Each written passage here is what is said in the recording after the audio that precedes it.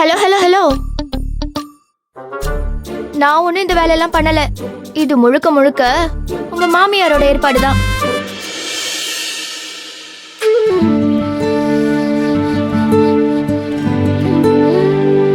வர வர பொண்ணு நான் ஒருத்தி இருக்கன்றதே மறந்துட்ட நீ.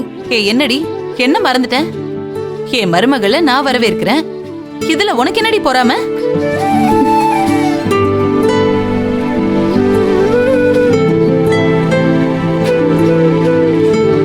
மருமகளே வா.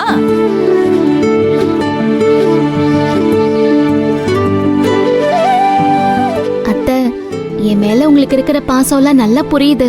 ஆனா இருந்தாலும் இதெல்லாம் கொஞ்சம் அதிகமா இருக்குதுன்னு எனக்கு தோணுது அத்தை. அப்படிதான், நல்லா சொல்லு. வர வர சந்தோஷமோ கோவமோ நீ ரொம்ப பொங்குற. ஆக்ரோஷத்தை அடக்கு, உணர்ச்சி வசத்தை கட்டுப்படுத்து சொல்லிட்டேன். சரி விடுறா விடுறா, இனிமே கம்மி பண்ணிக்கிறேன். நான் பார்த்து பயந்த அன்பம்மாவா நீங்க? இவ்ளோ ஜாலியா இருக்கீங்க. எங்க அம்மா எப்பவுமே ஜாலி டைப் தான். ஆனா கோவம் வந்தாதான் கண்ட்ரோலே பண்ண முடியாது. ஆண்டி, உங்களுக்கு அன்பை தவிர வேற ஏதாவது பையன் இருக்கானா? என்னம்மா இப்படி கேக்குற? இல்ல, உங்கள மாதிரி மருமகளை கொண்டாடுற மாமியார் கிடைக்கிறது ஆப்பிரிக்கன் காட்டுல கிடைக்கிற அரிய வகை மூலிகை மாதிரி. அரிதிலும் அரிதா இருக்கு. அதை விட உங்க பையன் மாதிரி ஒரு நல்ல பையன் கிடைக்கிறது அதை விட கஷ்டமா இருக்கு. அதான் உங்களுக்கு இன்னொரு பையன் இருந்தா அவனை நானே லவ் பண்ணி கல்யாணம் பண்ணிக்கலாமேன்னு கேட்டேன்.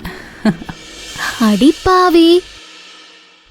சாரிமா, லிமிடெட் எடிஷன் மாதிரி ஒரு பையன் ஒரு பொண்ணு, அவ்வளவுதான். ஆனந்தி, நீ lucky. I am so unlucky.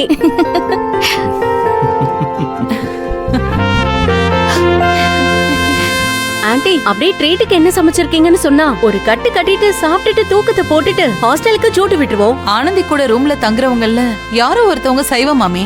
Anandhi சொன்னா நான் தான் ஆண்டி. அப்படியா? அதான் சைவத்திலேயே சமைச்சிடலான்னு எல்லா ஏற்பாடும் பண்ணிட்டேன். நீங்க பேசிட்டு இருங்க, உங்களுக்கு காஃபி போட்டு கொடுத்துட்டு நான் சமைக்க போறேன். அத்தை, நல்லதா போச்சு. எங்க நீங்க தனியா கஷ்டப்பட்டு சமைச்சிருப்பீங்களோன்னு நினைச்சேன். இப்பதான் சமைக்கணுமா?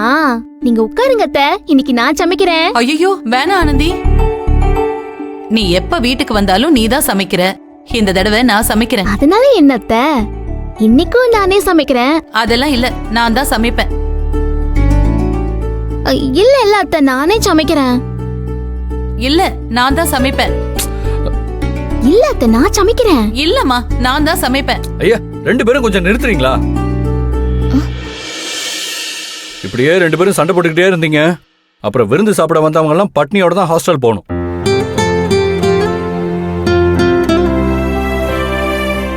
நீங்க ரெண்டு பேருமே சமைக்க வேண்டாம், இன்னைக்கு நானே சமைக்கிறேன்.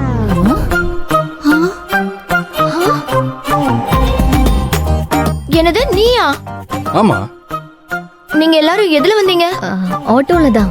அதே ஆட்டோவை திரும்ப பிடிச்சு ஹாஸ்டலுக்கு போய் அங்க என்ன கிடைக்குதோ அதை சாப்பிட்டு நிம்மதியா தூங்குங்க. இந்த கொடுமைய நாங்களே அனுபவிக்கிறோம். நீங்க கிளம்புங்க கிளம்புங்க. ஏய், நான் எவ்வளவு பெரிய குக்குன்னு தெரியாம என்ன ஓட்டுறியா நீ? ஆனந்திய கேட்டுப்பாரு நம்ம கைமானம் எப்படின்னு.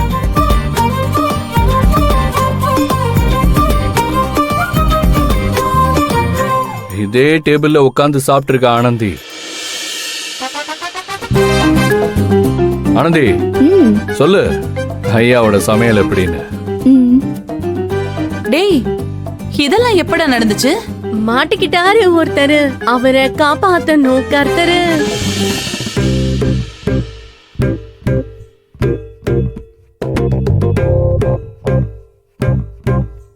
டேய்,